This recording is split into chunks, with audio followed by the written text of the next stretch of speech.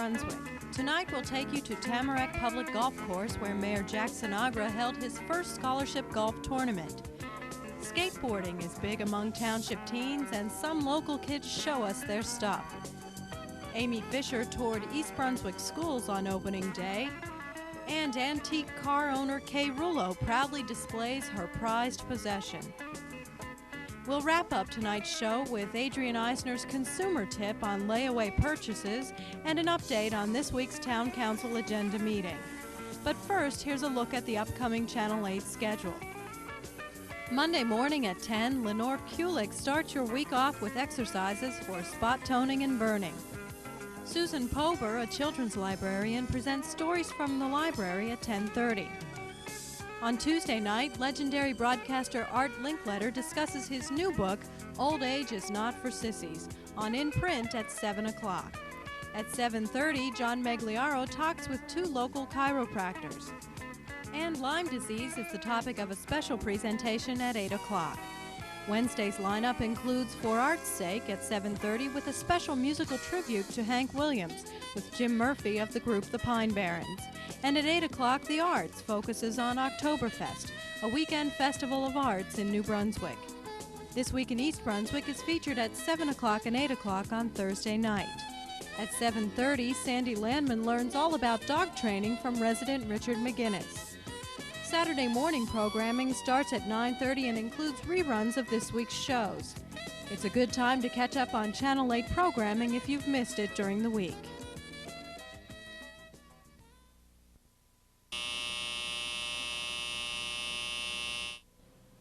Summer's over and school bells are ringing all over town. The East Brunswick schools began their 1989-90 school year Wednesday, and Information Officer Amy Fisher finds out the year is off to a smooth start. Hi, I'm Amy Fisher, and I'm the Information Officer for the school system. This is the first day of school, and we're going to take you on a short tour of the school district and talk to some students and principals and teachers to see how they feel about being back to school. First, we're at East Brunswick High School. Hi, what's your name? Angela. And Angela, what year are you this year? Junior, 11th grade. How do you feel about being back to school? Excited, but yet sorry that the summer's over. What are you taking this year? Just AP American History and Trig and Pre-Cal and just a whole bunch of normal courses that a junior would take. And you'll have a lot of work to do, sounds like, with some of them. Yeah, I have to prepare myself for college. Do you feel better about being a junior than last year about being a sophomore?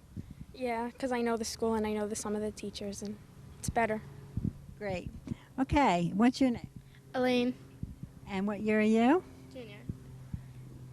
Junior. And how do you feel about being back to school? Oh, excited, but scared for junior year. It's supposed to be the hardest year. What courses are you taking? IPL, physics, trig, English, regular courses. Do you think maybe in IPL you'll try out for the Constitution contest this year? I want to. I'm looking forward to it. Great.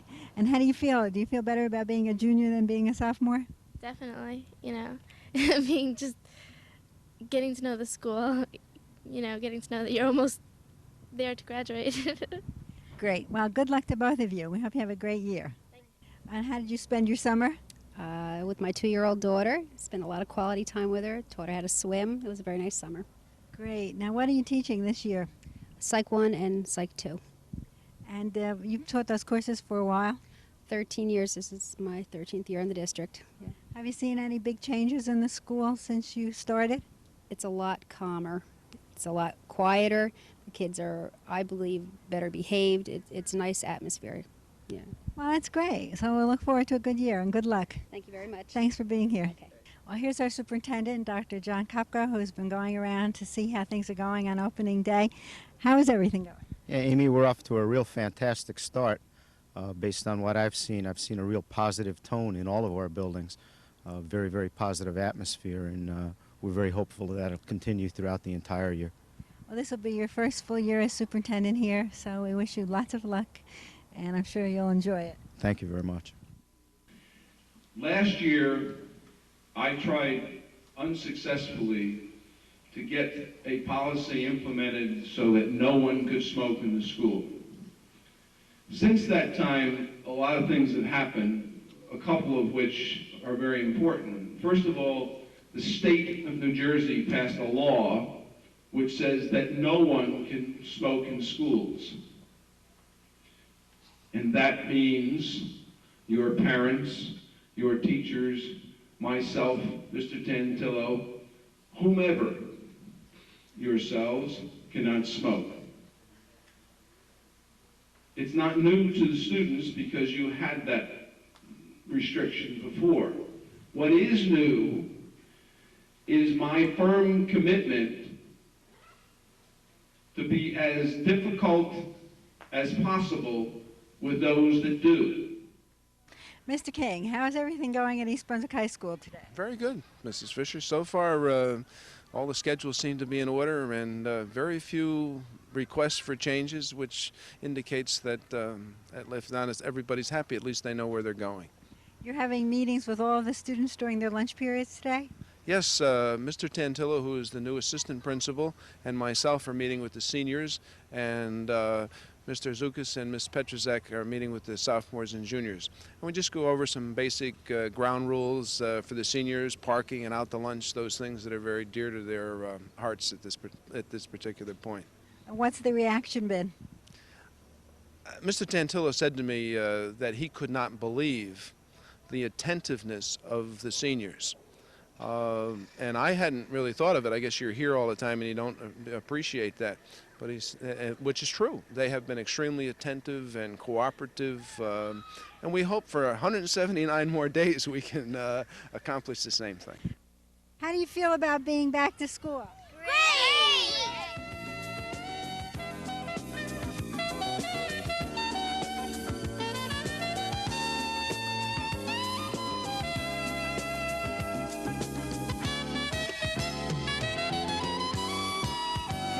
Churchill Junior High School with Principal Bob Jandernal. How's everything going, Bob? We just had a super opening today. We had about almost 1,120 students show up this morning, and by 5 after 8, we were just like we were here yesterday. Here we are with two 8th graders who are new to Churchill Junior High. What is your name? Casey Niesel. And how do you feel about being here? I'm nervous, but it's all right. It's fun. Have you had any problems finding your way around? No. And what is your name? Gary Hoffman. And how do you feel about being at Churchill? Well, it's a new experience. I like it here better than Hammersholt. It's more like it's different. It's much different because this is two buildings, and you have to, walk across. I think that walking across from Smith to Churchill is like refreshing because like half the day you just get up and take a walk. So. And have you had any trouble finding your way around? Just for one class, but it's okay. Are you looking forward to any particular subjects? I think history is going to be easy, so I'll take it easy in history. And what's your favorite subject? Algebra. Great. Well, good luck for the new school year. Thanks for being here. Thank you. Do you think everything's going well today? I think so. I mentioned to Dr. Kopko that watching teachers, they come into a school system and they take off like horses out of on the track. They go right away, and they're an amazing group of people.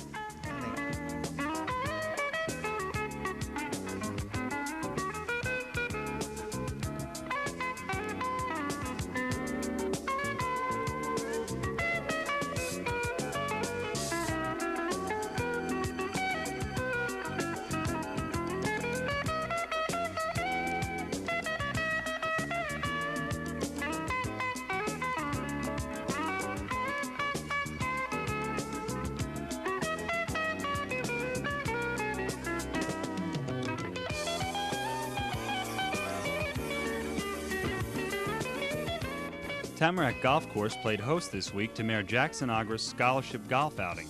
In hope of what will become an annual event, the outing is designed to aid those East Brunswick residents in need of financial assistance for educational or recreational opportunities. With the assistance of Mr. Neely, the township's financial director, the outing proved to be a success in raising funds from corporations sponsoring specific tee areas, as well as the individuals that took part in the day's event.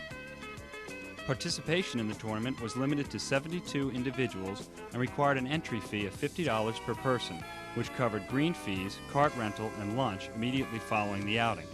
Additionally, participants in the event were given an opportunity to walk away with $5,000 cash for sinking a hole-in-one on any of 3 designated par 3 holes.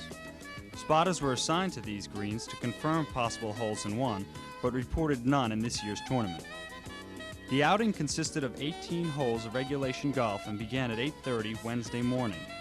In order to ensure that all golfers completed the event in a 4-hour time frame, the game was played utilizing the shotgun concept. This is when each foursome tees off at a different hole throughout the course, all at the same time. Therefore, all golfers complete the required 18 holes, but not necessarily in the same order as the other groups. And as far as Mayor Sinagra, how did he fare in this year's tournament?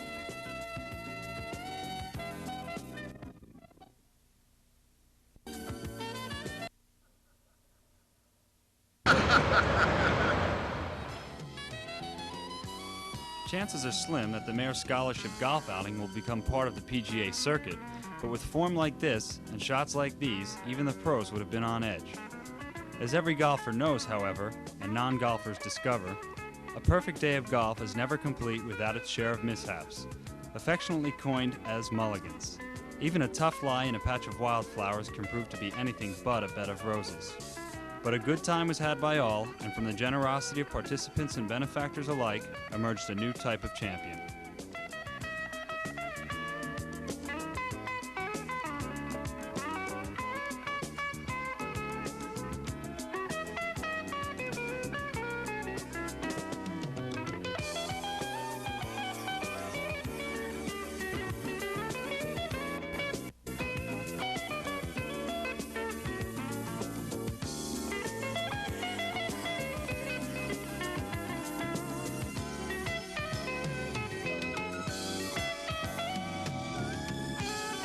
Hi, I'm Stuart Davis for This Week in East Brunswick, and today we came out to Putnam Road to meet some high school students who spent almost every day this summer skateboarding.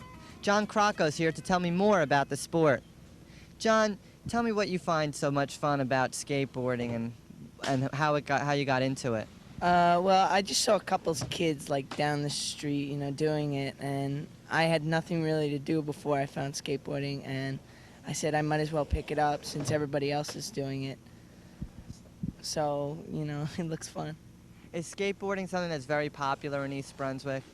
It used to be, but everybody pretty much got sick of it. Well, not everybody, like most of the people, because a lot of people are getting hurt, and, they closed down some of the places that were popular. So I just still do it because, I love it, and it's just a lot. It does look a little dangerous. Have you ever been injured? Any of your friends been injured? Yeah, only one of my friends, but I've never. He went off the ramp, and I don't know, he just fell back and got a concussion. But, he never, got hurt anymore after that. So I'm not afraid anymore of getting hurt or anything. Skateboarding is a little bit more than just a sport. It has influence on fashion, on attitude. Tell me a little bit about that. Well, everybody thinks that skateboarders, are related to skinheads and anarchy, and, well, not a lot of them are. Skinheads are in their, own area, so skateboarders don't, cause trouble or anything. They just want to skate and have fun, and they don't want to cause any trouble, get in trouble with the police or anything. Do you consider yourself a skateboarder? Yeah. I used to be, not as good, but, I've gotten better as the years go on. I got older, and, I got more into it. So I put more time into it and effort. Right. Now, some of the things like the magazines and the fashion, like the hat and the watches and the bracelets that you have on, how does that play into it? I don't know. Skateboarding likes bright colors. They don't like dull colors. And surfing, they all like bright colors. I guess they want to be noticed more, as a more exciting sport and not just blown away by other things. And where do you do most of your skateboarding? Winmore Racket Club. There's a place across the street. It's like a sewage drain. It just goes slanted, then straight, and then like slanted again. And they put a drainage pipe on top, and you do rail slide or any kind of trick you like. And what about your parents? Do they give you a hard time about it? No, they don't. They just don't want me to get hurt. And as long as I'm having fun and as long as I'm not getting hurt. My mother goes a little crazy when I fall or something. And my sisters, they always try it, but they can't do it. They fall. And as you're going into your sophomore year, into the high school, first year at the high school, is there a skateboarding club? No, but I wish. That would be really fun. Probably more people would get into it if there's a skateboarding club at the high school. They'd think it was it was taken seriously. So maybe that's something you can work on when you start there. Yeah. The 27th Annual Historic Car Festival is scheduled for this Sunday at the Middlesex County Fairgrounds. Kay Rullo, resident classic car owner, talked to us about her 1959 Edsel. About 6 or 7 years ago, my daughter was looking through a used car magazine, things for sale, and she knew I was looking for an Edsel because back in 1959 we owned a beautiful red one. We always wanted to replace it, at least I did. My husband sold it after 3 years. My heart was broken. When my daughter found this one in the magazine, we immediately called the people and ran down and looked at it. It needed some work on the chrome, and it needed a new seat and, a few things. But we said it didn't matter. I wanted the car so bad. So we have the car. We've shown it so many times. Gosh, I can't remember how many times. And we do get trophies for it frequently. What years did they make the Edsel, and why did they stop making them? Let's see. It started in 1958. And I think because of the yoke collar, the horse collar front, I think that was one of the things that made it, people didn't like it too good. They said, that's not so great. In 59 they made it again. And then in 60 they didn't make too many because it just wasn't selling. They lost a tremendous amount of money on this car. People called it a lemon. I love it. It's not a lemon to me. It's comfortable riding. It's big and strong. It has a lot of beauty. I think. Some people say no. I think it's beautiful. And I guess that's it in general. It's just my car. It's the Edsel. Tell me about this year's Antique Car Festival. Well, it's going to be in the fairgrounds. You know that. And I can't wait. I'd love to go to these shows. This year I'm showing it, but I won't be competing because we belong to the club this year. Last year we didn't. Last year I think we took third place. But this year we're just showing it to show it, like normal. We love to take it to different places. We've taken it to malls, and it's, not a trophy show. It's just a show for people to see the cars and enjoy them. And that's what we intend to do with it Sunday. The Historic Car Festival begins at 11 o'clock in the morning on Sunday and runs until 4 p.m. The show is sponsored by the East Brunswick Kiwanis Club, and for more information, contact Fran Harding at 249-4697. Earlier in the program, you saw the opening day of schools in town. Well, last Wednesday also marked the grand opening of the new school-age child care program, which is designed to provide child care for youngsters between 3 and 6 p.m. Here's program coordinator Susan Caspin. Hi, I'm Susan Caspin, Program Director of School-Age Child Care, and today, September 6th, is opening day of the program. We have 62 children enrolled in the program, a waiting list of about 30, 7 staff people, and as you can see behind me, a room full of children really doing a lot of activities. They have arts and crafts. They were just summer having snacks. They're in both playgrounds that Central School has. There's a tire playground and one for the primary grades.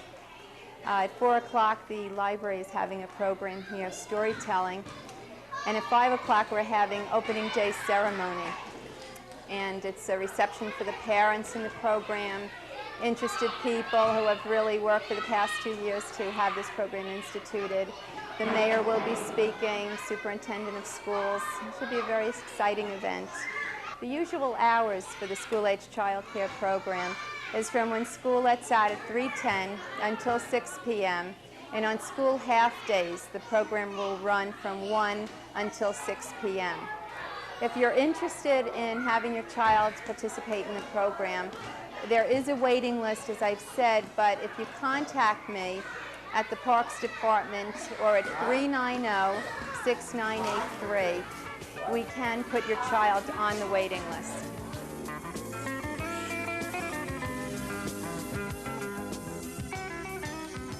Welcome. I'm Doug Halverson, Director of Consultation and Education at the Middlesex County Mental Health Clinic. With me today is Maureen Vogalttorowitz, Director of the Adolescent Partial Care Program at the Catholic Charities Mental Health Clinic. Maureen, thank you for being here with me today. What is the Partial Care Program, and more broadly, what does Catholic Charities Mental Health Clinic do? Okay, first I'd like to cover some of the services the outpatient clinic offers.